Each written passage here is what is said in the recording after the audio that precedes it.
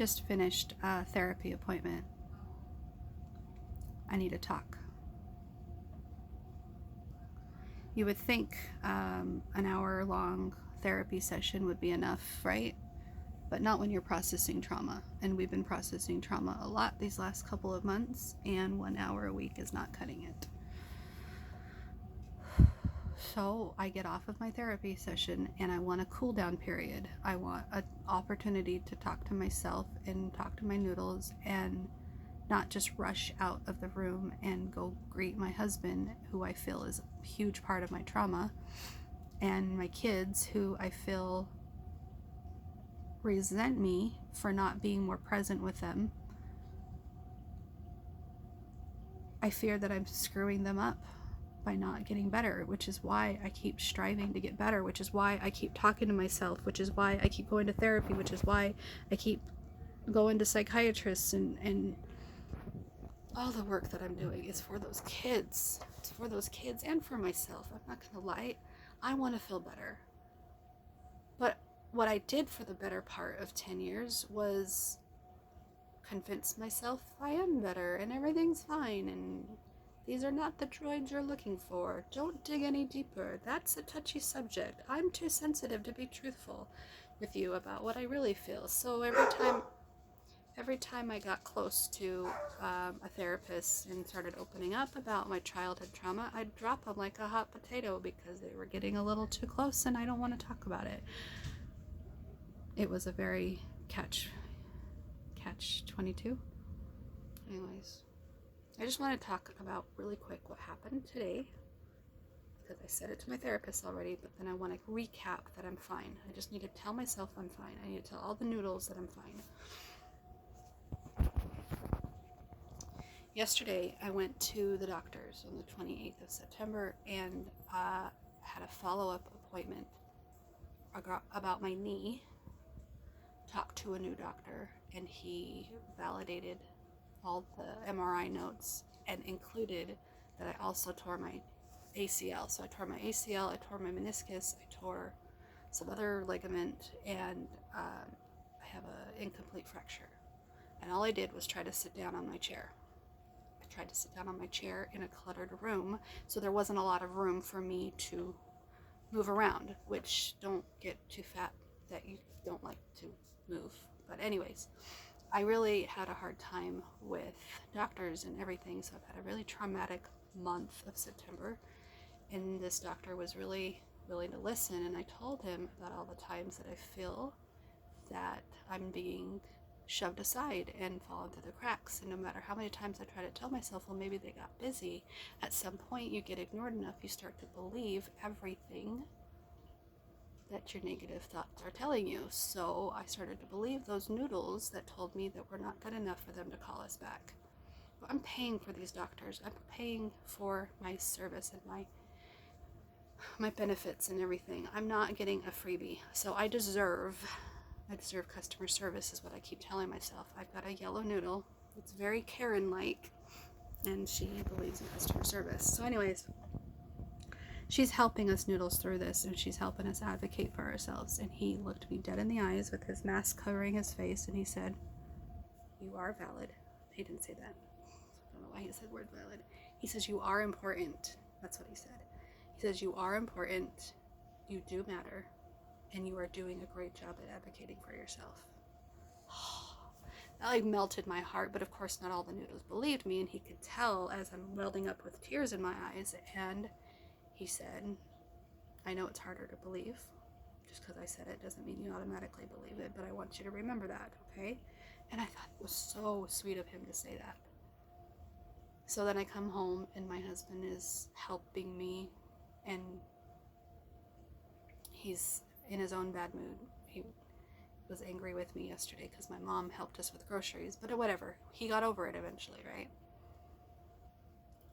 This morning I woke up and I had a decent morning, and my boss called me directly, which he never does. He's not my supervisor, but he's the boss, he's the manager, and he appreciated me for all the hard work that I did during the months when I was left alone to do the job that he asked me to do by myself, with no direction, no training, no help, no supervision, no direction, nothing. I had to survive in a job 40 hours a week where I listened to pandemic calls. People call about their pandemic problems and their financial situations and how they got sick or how they got let go, or, well, woe is me, I've got to pay my rent, I'm being evicted, I don't have money for utilities. Like, the pandemic monies that was given to these government agencies were not spent. They were held, and they didn't have enough employees to process applications. So we were sitting on applications for months. And this is a job I don't normally do anyway, so it was a very, very new experience to hear sob stories like this 24/7, well, 40 hours a week. Anyways, it really messed with my mental health, and that was between April and June. And because I don't recall May and June very much, I think that has a lot to do with it. Anyways, we get to the point where he's apologizing and he's appreciating me and he's telling me how great of a job I do, and he really thinks I'm a valuable employee. And it was a very heartwarming phone call, and it put us on cloud nine for several hours. Until maybe about 3 o'clock, I got yelled at by a customer because his sanitation truck driver missed his trash pickup. And he's cursing and yelling at me and demanding a supervisor, and I transfer him to a supervisor, but not even 20 minutes later, a second guy does this. Calls me up, curses me out as if I have anything to do with it, instead of being kind whatsoever. No matter how many times I say, I'm trying to help you, sir, let me put in a work order, sir, let me try to help. He just kept calling me lady, incompetent, you're so stupid. He's cursing left and right, and it was just very triggering. Men yelling at me is extremely triggering, and it always has been ever since I've had this job. So I've dissociated quite a bit and got rid of those triggers, so to speak, by putting them in the basement, trunk, whatever you want to call it. But my littles, who are scared of yelling, have been gone for years. So for me to cry, I cried after the second one. Not even 20 minutes later, I called up my supervisor and bawled my eyes out to her about how traumatizing it is to be yelled at. And of course, what does she do? She supported me a little bit, but then she turns around and she says, well, it could always be worse, right? Or, well, blah, blah, blah. She's silver lining, positive. And I go, you know what? She goes, what? And I go, that's what my therapist said is probably a big part of my issue, is that I have a mom has toxic positivity. And she's like, what? And I go, yeah. And I told her off. I didn't tell her off. I told her off as if I was talking to my mom, sort of thing. I go, yeah, my mom's always telling me, look at the bright side. You could always have it worse. There's always somebody hurting worse than you. So anytime I ever had any need for anything, I was not allowed to speak. I was not allowed to speak my truth, to speak my voice, to speak my pain, to advocate for myself, to ask for help. And if that's not repetitive emotional abuse, emotional trauma, as a child, you're not allowed to say that you're hurt or that you're sick or that you're not feeling well or that you're hungry. I couldn't even eat. I wasn't even allowed to eat. I have a hungry child. It's not anorexic child. I have a hungry child. Anyways, my take on all of this today is that my noodles may be very co-conscious when I'm speaking,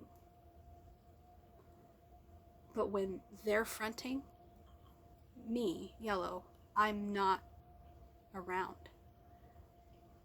They've overtaken the microphone. They want nothing to do. They just want to speak their truth. And so I'm trying to help them feel heard and trust me that I'm going to speak their truth with them and help them, or I'll just take a seat back and let them speak their truth. But I need to help coach them into speaking their truth in a way that's not poor behaviors, poor coping, poor whatever. I mean, we've got to be able to do it in a way that is healthy for us, not hurtful, not damaging.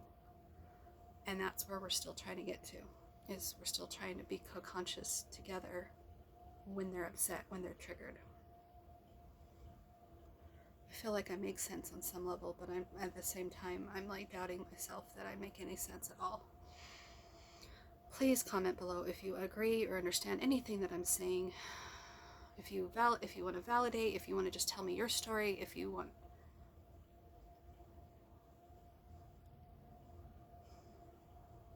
I have so many noodles that want stuff to say.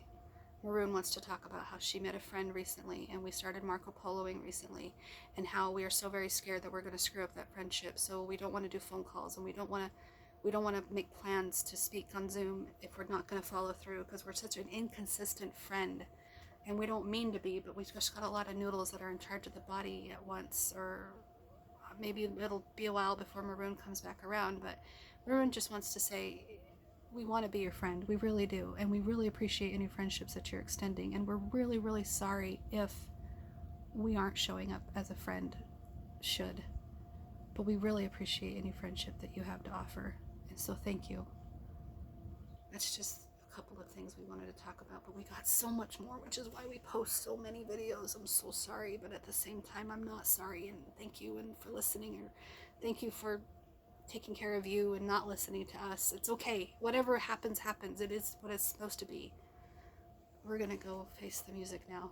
Face husband. Oh, I didn't even tell you So I'm telling my husband about the 2 garbage truck complainer people, and instead of him validating, he was telling me what we should have done instead. And I go, I really don't need that right now. I really don't need you to tell me what I should have done. I just need you to validate that it sucks that it happened. That's all I need you to do. And he was like, I validate, I want us to validate, how am I supposed to validate? And he just screams at us like I'm supposed to be okay after he screams at us. And so we're trying not to bawl our eyes out, and we're more convinced now than ever that we need to get the hell out of here. All of us think we need to get the hell out of here. But now how do we do it? That's a whole nother ballgame that starts a whole nother trauma of fear and triggering responses that we don't want to. Anyways, we got a lot to work through. We're not even close. Stay tuned.